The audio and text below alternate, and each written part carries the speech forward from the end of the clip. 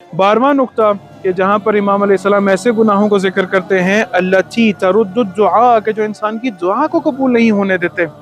ایسے گناہ کہ جو انسان کی دعا کو قبول نہ ہونے دیتے ہوں۔ 6 گناہ مولا ذکر کرتے ہیں۔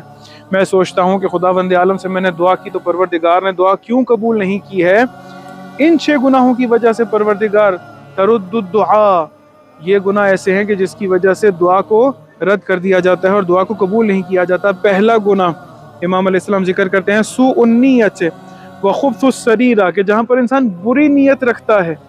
اگر انسان بری نیت رکھتا ہو اور دعا کرے تو پروردگار اس کی دعا کو قبول نہیں کرتا ہے، خداوند عالم اس کی دعا کو رد کر دیتا ہے۔ دوسرا گناہ والنفاق مع الاخوان، اگر انسان اپنے بھائیوں کے ساتھ نفاق کے ساتھ کام لیتا ہے، منافق ہو کر کام کرتا ہے، ظاہر کچھ اور ہے باطن کچھ اور ہے، خداوند عالم اس طرح کے انسان کی دعا کو قبول نہیں کرتا ہے۔ تیسرا گناہ وترک التصدیق بالاجابہ کہ جہاں پر وہ اصلاً دعا کے قبول ہونے پر یقین ہی نہیں رکھتا ہے، خداوند عالم سے دعا کی لیکن پروردگار کے اس دعا کے قبول ہونے پر اگر یقین نہیں رکھتا ہے، خداوند عالم اس طرح کے انسان کی دعا کو قبول نہیں کرتا ہے۔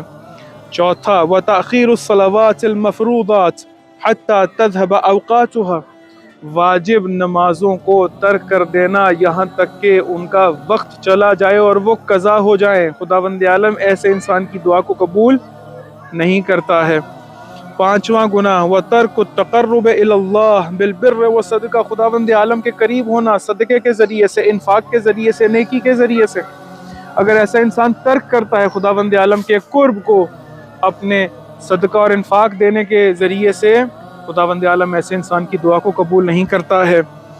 چھٹا گناہ واستعمال البذاء والفحش فی القول کہ جہاں پر انسان اپنی زبان پر گالی اور فحش کو کثرت کے ساتھ لے کر آتا ہے۔ یہ 6 گناہ ایسے کہ جس کے نتیجے میں انسان کی دعا کو خداوند عالم قبول نہیں کرتا ہے اور رد کر دیتا ہے۔